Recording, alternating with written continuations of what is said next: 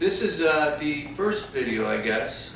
I'm doing these 3 videos. One is, it's all about this car right here. My 1975, 76, 2002 BMW.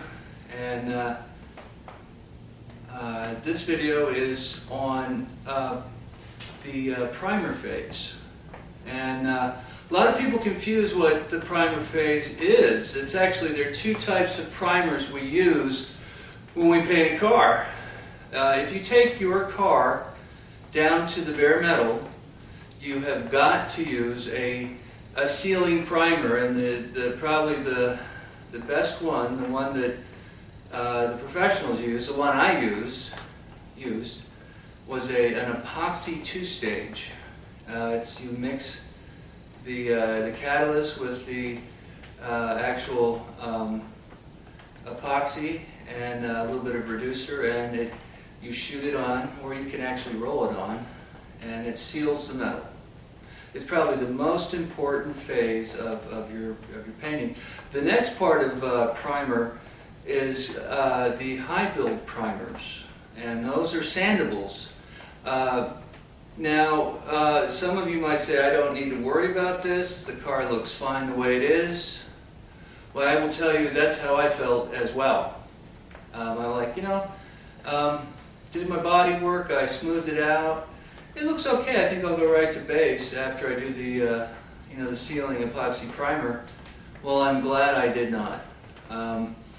Your eye cannot see the kind of things that the meticulous sanding process following shooting Highbuild primer will reveal. You'll just have to take my word for that. If you do skip this phase and you go right to paint, be prepared to accept a product that is maybe not where you wanted it to be. If you do go ahead and do Highbuild primer, be prepared to experience probably the most grueling and difficult part of your entire painting process. Or take your car to a shop and have them do it and have them charge you $10,000 to $20,000. And most of that is coming out of the labor for Highbuild sanding primer. I wound up shooting 4 coats of Highbuild. I made a lot of mistakes. I'm going to share with you mostly the Highbuild primer insanity, because it was insanity. Towards the end of it, I said, screw this, I'm done, I cannot do this, I'm burnt out, this is not worth it, hell with it. But I had some friends and some professionals who said, hey, step away. That is a very normal part of the process. When you get to that burnout phase, just close the garage door and do something else for a week. Give yourself a break. But stick with it. They encouraged me to stick with it, and it was a level of almost obsession, but I'm glad I did, because every day I come out and look at this car, I think to myself, yeah. The other car that I have was done by another shop, and I'm not as pleased with that car because I see imperfections. Okay, so if you're gonna want to really take pride in your work and show it off to a level of workmanship and show quality, go ahead and invest your time and energy into doing a proper Highbuild primer phase. And I will share with you right now that process. I'll show you a quick shot of this car in the light so you can see if you like what I've done, and then we'll go to talking about Highbuild primer. Okay guys, like I said, if you like what you see, then hang around, because this is what I did. And I like to look at the car, different types of light, direct sunlight, lesser sunlight, especially on those curves right there.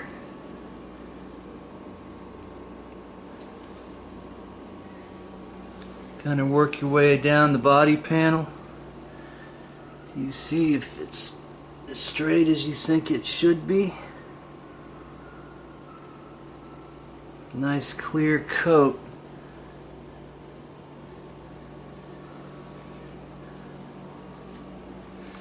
Do it with the light on. Okay, well, I finally have gotten this 2002 restoration to the point where I've taped all of the trim, and I finished all of the body work, which took me a lot longer, as it always does, than I first thought it would.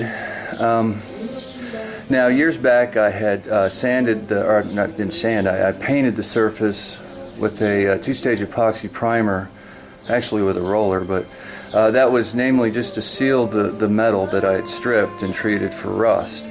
Well, I have to come back now, which I've already done, and sand that where it's got teeth, or it can hold the next layer of two-stage epoxy, which I'm going to spray now. Okay. But the most important thing I wanted to do before then was to properly seal all of the surfaces to prevent any overspray. I've had too many cars in the past that other people have painted where they've just done such a bad job sealing parts from overspray, and after the car is done, it's with you forever. You see the car every day and you see overspray on rubber strips or on the gas tank underneath or the exhaust. It looks bad. It's just sloppy work, and I just didn't want to do that. So I put about 30 hours into taping the car, and I'll show you that right now. I've already painted the engine compartment in the trunk area, and I've sealed the cockpit, and got the doors open so I can paint the jambs. So I'll show you that right now. Here you go. Some of my creative sealing. When you spray a car, quite often one of the problems that happens, and this one's not a problem for the the Highbuild primer that I'm going to spray after this epoxy, but when you spray, the spray gun will blow dust from the floor underneath the car into the other side, but I've got that sealed with this creative cardboard.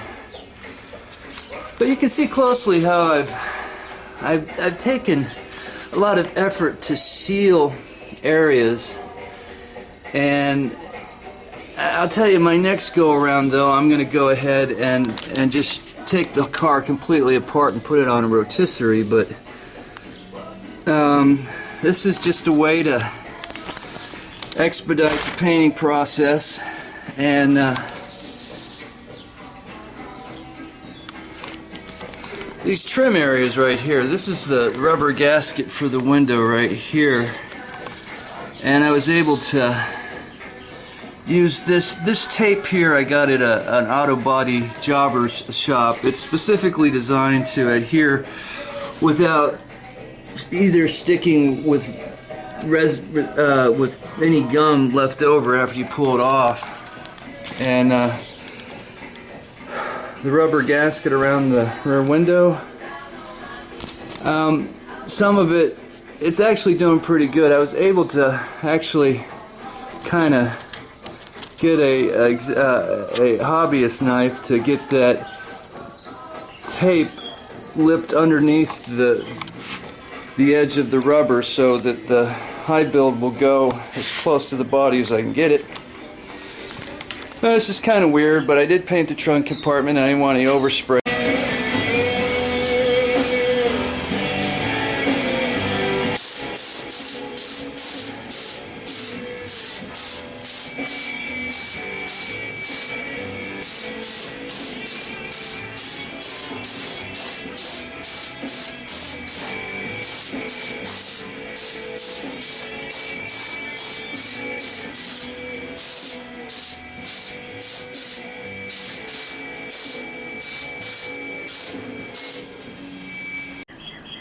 Okay, the Highbuild has been shot, or not the Highbuild, I'm sorry, the epoxy primer has been shot, and I did 2 coats. The first coat, I went ahead and I mixed it a 2 to 1 to 1. That's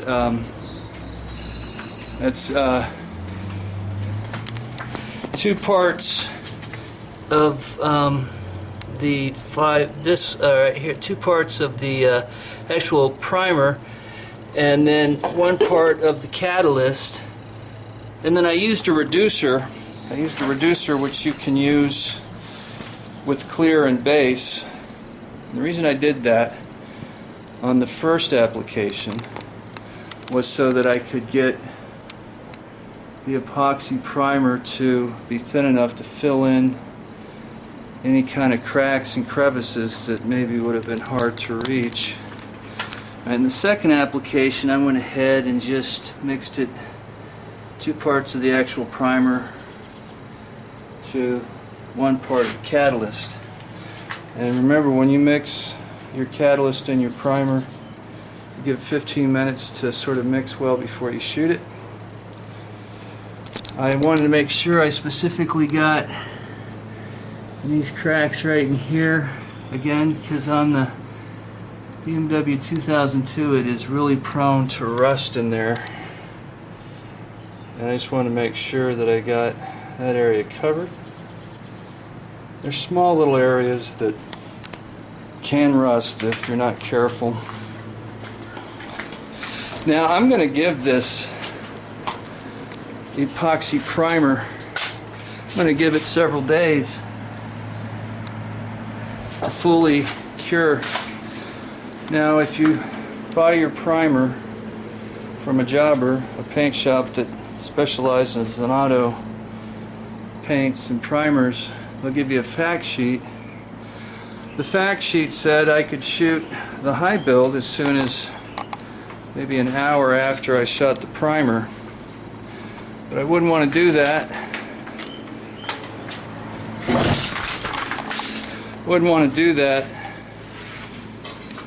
Because the primer, the epoxy primer, even though it looks like it's dry, probably still has some solvents that are going to be evaporating out of it. And if I turn around and I shoot that Highbuild on top of this too soon,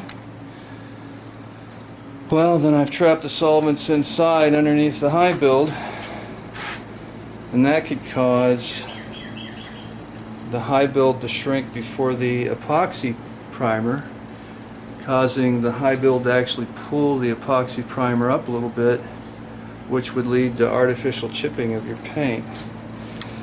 As it was explained to me, the epoxy primer is the foundation. Do you want to build it on a good stone foundation, or do you want to build it on sand? Because everything that goes on top of the ceiling primer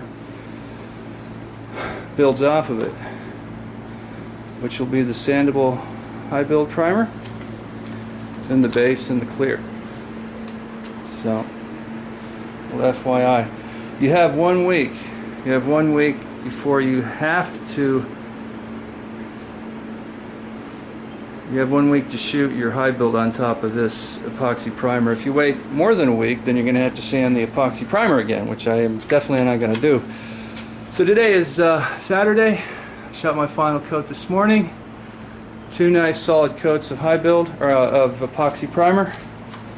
I'm going to give it till next Tuesday, about 3 days. Make sure that this Highbuild is completely cured, all the solvents are gone, have a nice solid foundation in which to shoot my sandable primer. So that's in a nutshell. It turned out pretty good. Very important stage. This is the stage where we ensure that the bare metal is nice and protected. Everything builds off of it to make sure that the metal will not rust prematurely, and your paint job will be nice and solid. So there you have it. Okay, just another refresher on mixing this stuff up. The first thing you need is a fact sheet. Okay. You should go to a place when you buy your automotive paint supplies, your primers, your paints, everything. Try to find a shop, which they call in the trade a jobber, who knows what he's doing, and they'll print you out one of these. These are vital because it tells you how much to mix with the actual primer to its catalyst, your two-stage primer. And they also give you one of these things right here, which is a, as they say in chemistry class in high school, a graduated or measuring cup. And there are different types of measuring lines on here. Okay. This stuff here is a 5-to-1, so you're going to mix 5 of these to one of these. This makes it easy because it has a little line that says 5-to-1. So 2-to-1 here, you got 3-to-1, 3-to-1, 4-to-1. I'm going to use this line right here, which is 5-to-1. Makes it real easy. If you don't mix it up right, you're not going to get the right application. Alright, got to make sure you stir it up real good. Okay, this stuff is very heavy. It's supposed to be because it's going to form a good base. This is high quality PPG brand sandable primer. I split a little more because it gives you the perfect finish when you're done, when you're through sanding. The cheaper versions, you might get some pitting, whatnot. I was willing to spend a little extra money. The other thing is have on hand your cleaning supplies, including paint thinner, because this stuff just really builds up in your gun. And this is my first gun I ever bought. It's got it at a big box store. It's got a 1.5 tip, which is your universal tip. I will be getting another gun with a finer tip for my base and my clear. This thing's seen a lot of duty, but I want to keep it clean. So the minute I'm done working with this, I got to turn around and clean this well. And if you look at some of my earlier videos, you're going to see some of the tips I used on cleaning guns, which I got from other people on YouTube, because that's what we do. We're a community. We share information and try to help the guy who's trying to figure it out, start out on his own for the first time. Give him a hand up, just like I was looking for when I first started, which is now about 10 years ago. It's been a journey. It's a good journey. But anyway, I'm going to go ahead and mix this stuff up, and I'm going to let it sit for about 15 minutes to really congeal, maybe a little less because it's heavy, and then I'll go ahead and shoot on the car.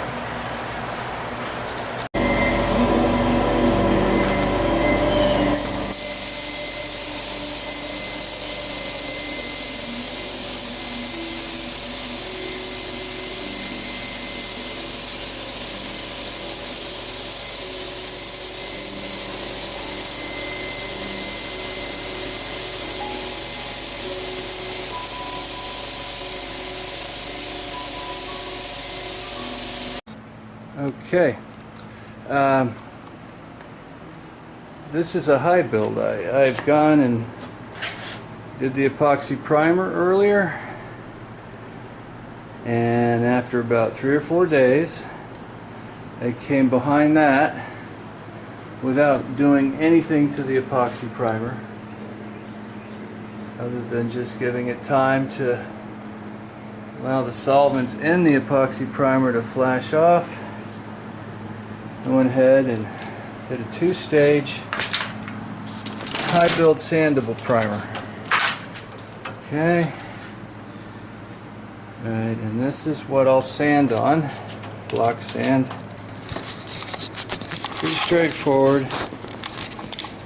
If you notice, it is a little lighter in color. There they are over there. They're the it's the E36, or I'm sorry, the K36 and the K201, and behind it right there is a reducer. And that right there, of course, is the epoxy primer. It's all 2-stage. You mix it, you let it sort of chemically bond for 15 minutes before you dump it into your gun. And you go ahead and shoot it. Low pressure, 45 psi at the gun, 10 at the nozzle, so it comes out heavy. And this will adhere or chemically bond with the epoxy primer, so it's the next stage. So now comes the true art of auto paint work, which is the sanding. Okay, a few interesting notes for you here.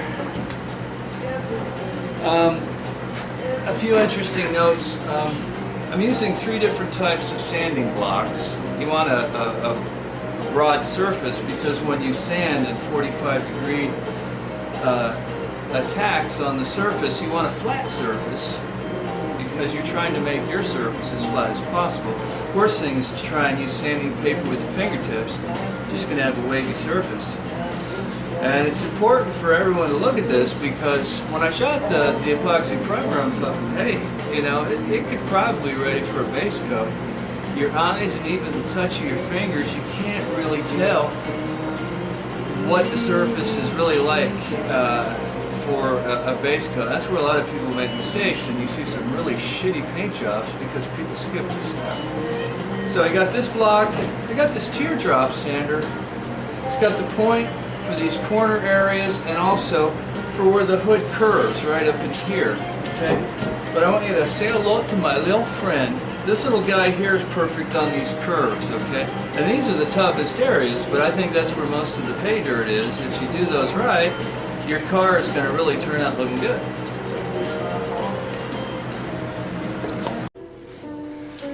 Okay, so how do you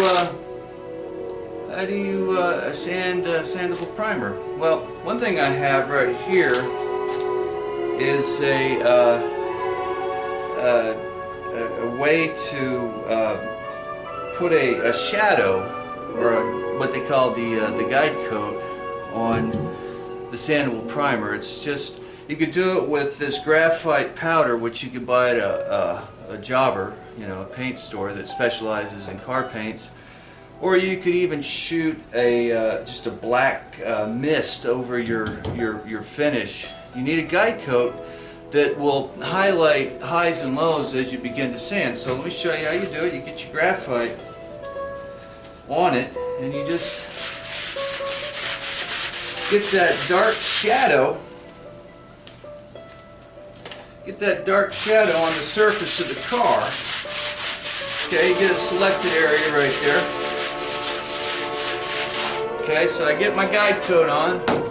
Then you get your Durablock, your sanding block, and you just commence to sanding. Now you do it in 45-degree angles, crossing each other. So as I commence to sand, you can already see a high point and a low point. This light area right here is the high point. So the dark area, of course, is sort of a very, very subtle valley in the surface.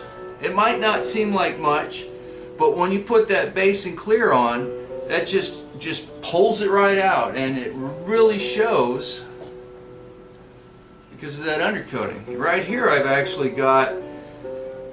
sanded all the way down to the epoxy primer, so I got to stop right here. That's a high point.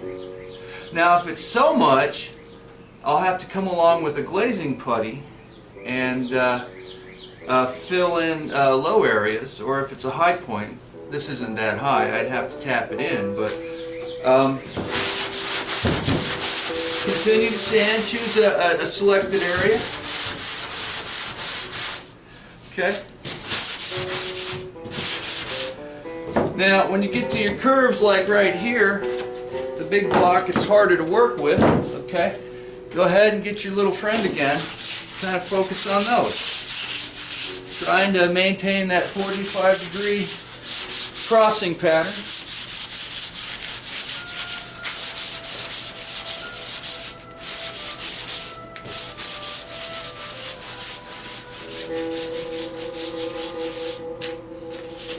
And of course on these edges right here, you've got your teardrop, okay, with its corner area.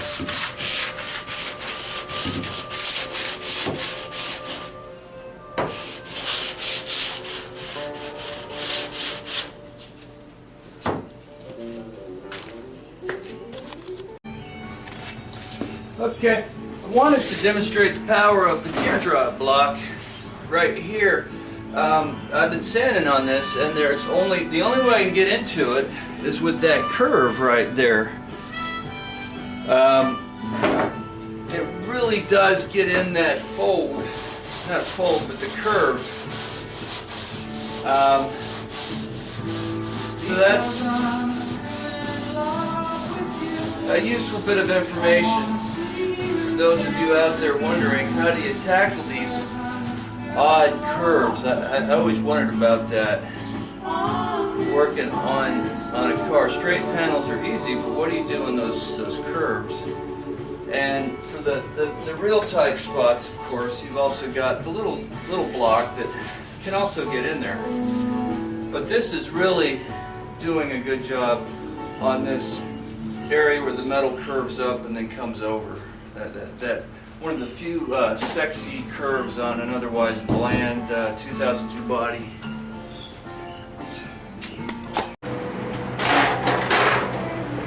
Okay, so what are we looking at here? Well,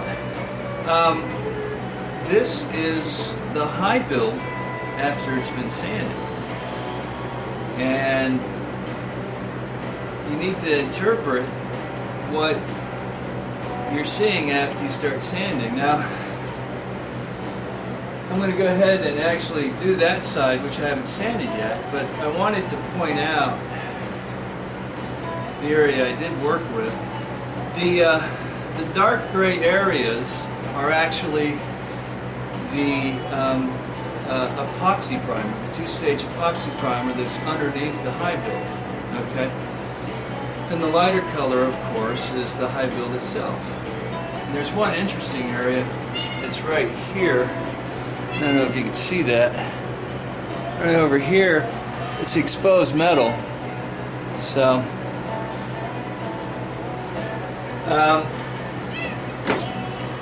That when you're sanding your Highbuild, once you break through to the Highbuild and you get to the underlying epoxy primer, you need to stop.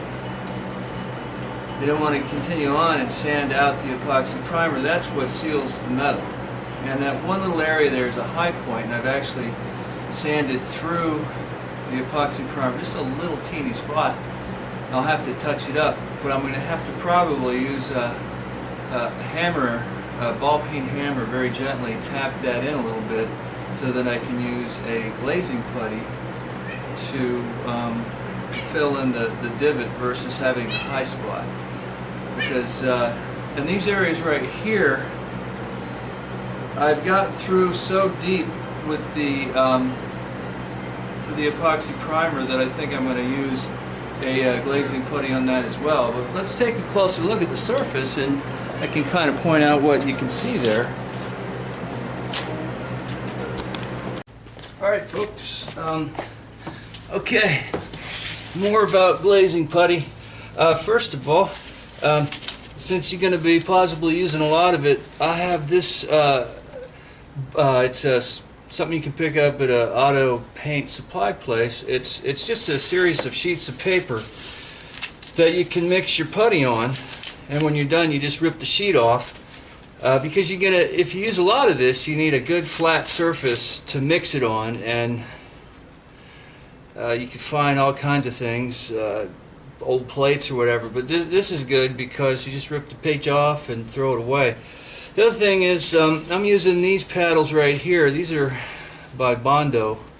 I do not use Bondo other than simply to buy their paddles, because I like them better than the yellow ones that I've had and used. These are stiffer, and I just get a better medium in order to spread the glazing putty. So, and one thing about glazing putty, try to store it upside down or on its side if you can, because it does have resins that sometimes will settle out in the putty, and it's hard to shake it up. So anyway, I'm going to go ahead and do some more glazing putty application right here on the car, and just give you an example of how I use the paddles. I use both of them together, and I try to scrape off the putty and use as much as I can, because it'll build up on here.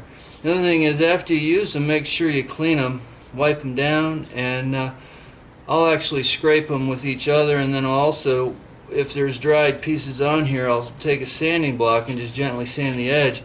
What usually kills you when you're applying glazing putty is you might get a little speck or bit of debris on there, and when you spread it, you get it pulls the line through, and it just screws up your job.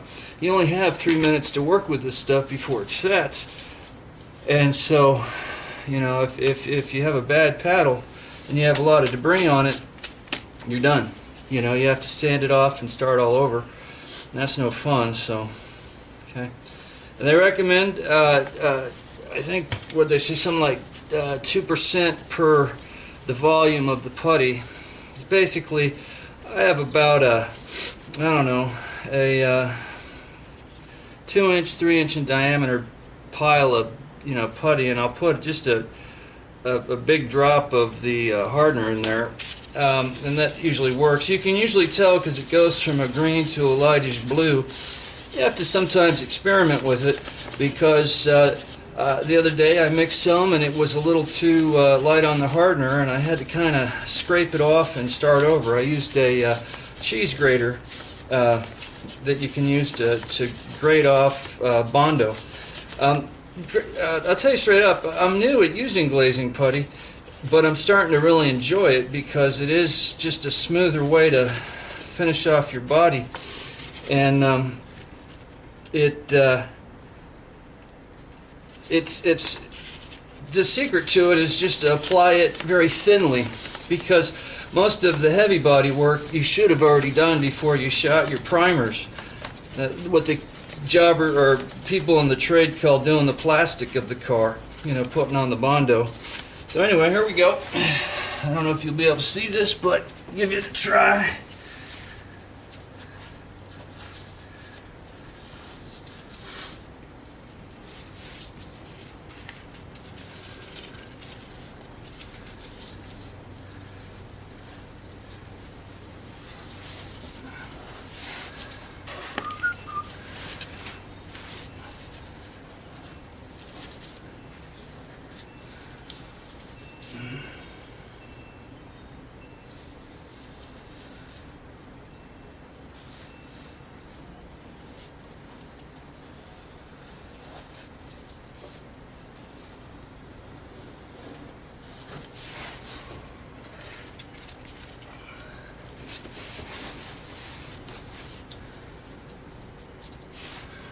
Alright, this is where I'll bring in my other scraper to sort of salvage some of my putty.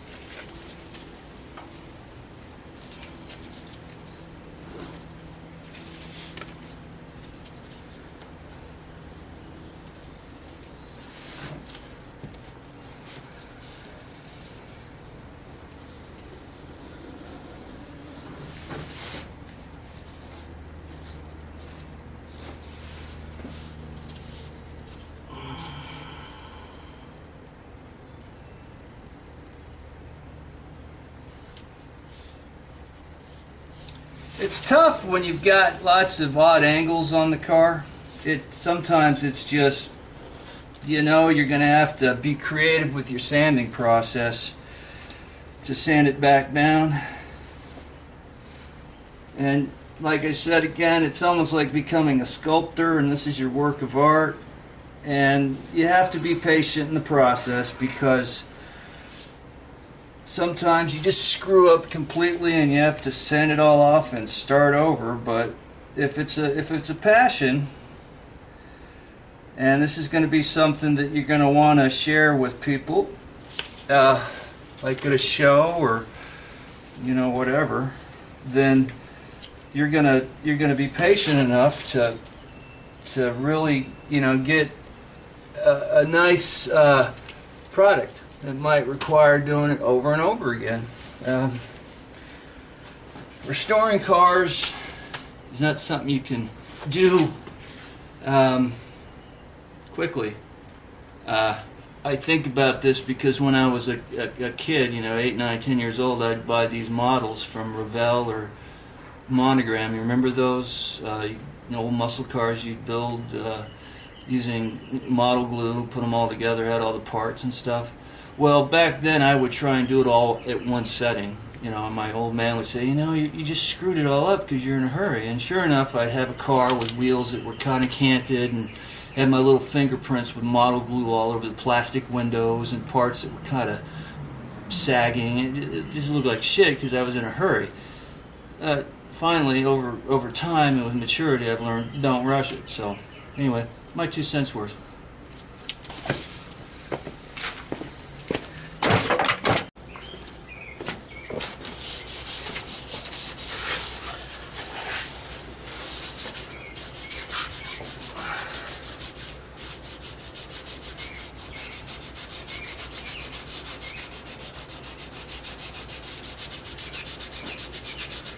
Okay, I'm sanding the area where I put on the glazing putty. If you look at the surface, we've got, it's hard to see almost, but there are really 3 different types of shades or colors. You see the dark area, see where my finger is, the dark area is right here. That's all the epoxy primer. You don't want to cut below that because that's the raw metal. This is the most protective surface, or the most protective coating on the surface. Yeah? Okay, if you come up to here, this light stuff up here, that is the Highbuild. Okay, so you can see that I'm sort of dovetailing them together to get that smooth surface. Well, there's this third area, and it's this right here, here, and here. It's hard to see, but it's slightly lighter than the Highbuild. That's the glazing putty. Okay, so you can see that here, here, here, and here, these areas were all low areas that were so low that I had to go ahead and bring them up on par with the Highbuild, the epoxy protective primer, so it's all now one even surface. This was an area where there was body work done. Okay, so I'm going to come back on this area and I'm going to shoot another coat. I'm going to do the whole car again in Highbuild again, and then guide coat it and block it again. But this is really where the art of quality body work is finalized, is getting that surface really to perfection.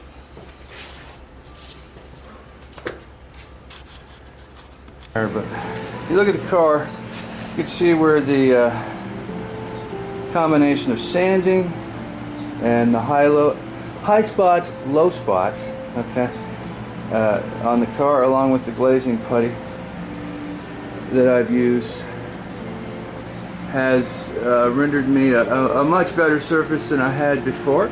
Okay, I've sanded this surface with a 180 grit sandpaper. Okay, it's kind of rough. If I were to put a base coat and a clear coat over that sanding, the discerning eye could find scratches. I look at nice finishes, but if you look closely, you can see those fine scratches, and it just is not as nice as it could be. So I'm going to go ahead and shoot another round of Highbuild primer on this car. It'll be round 2. I'm not going to... Okay, the hood has been block sanded after a second coat, and it's you probably can't tell, but that's where I did the glazing putty, and you can see areas of the epoxy primer breaking through. It's all smoothed out. Interesting, this little orange spot, that is a filler that comes pre-mixed in a tube. It's for just little like pinholes and whatnots that you want to fill.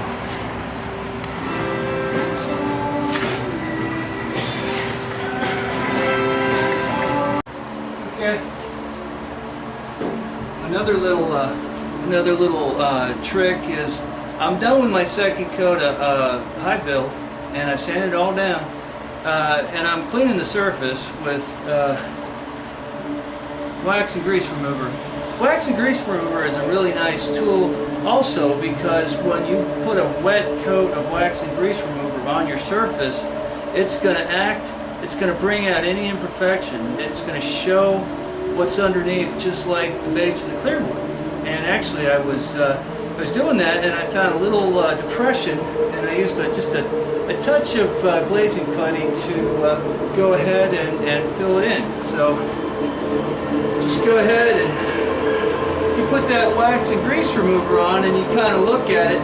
The main thing I'm seeing at this level are scratches, very fine sanding scratches, which is okay because my next coat is going to be more Highbuild with the 400 grit wet sand, which is going to be a very, very fine sanding scratch.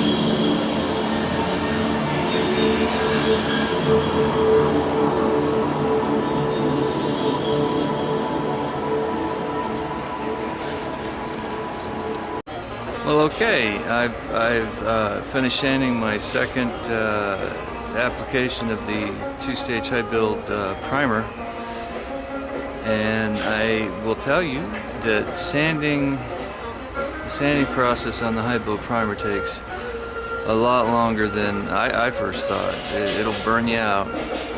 There were a few times well into it I'm like, I'm done, I'm just going to shoot the base. I've had it with this process, but after you do it, and then you take your wax and grease remover and you smear it across, run it across, and get the surface wet, you can see how nice it looks, or you find minor imperfections, and you do see your progress.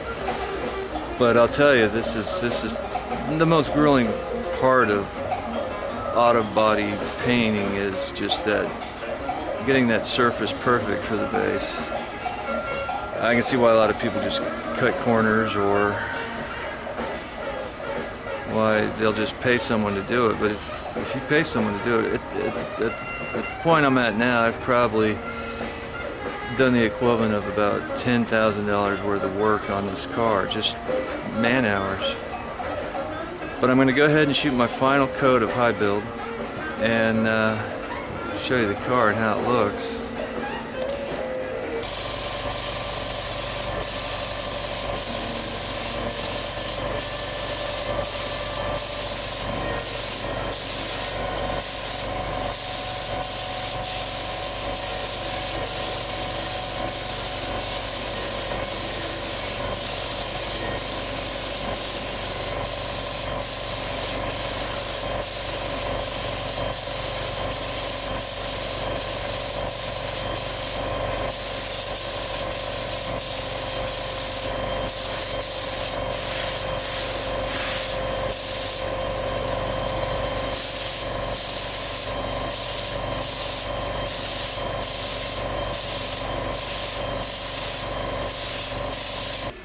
I have done my third and final shooting of the Highbuild sandable primer. Then I'm going to be doing a wet sand with a 400 grit sandpaper. I'm actually going to go up to 600 grit as well to give it the perfect foundation for the base and the clear. I'm using lacquer black as a guide coat while I'm wet sanding. I have been told different things about using it, but I'm going to go ahead and use it. And it's just a matter of doing a misting, so you know, I've actually already got it. Alright, so when you're wet sanding, you got your block, you got your water. I pulled a little bit of dishwashing liquid in there to give it an extra glide or smoothness. Just soak your block and your water, and you start blocking out, sanding that car. So again, 45-degree angles.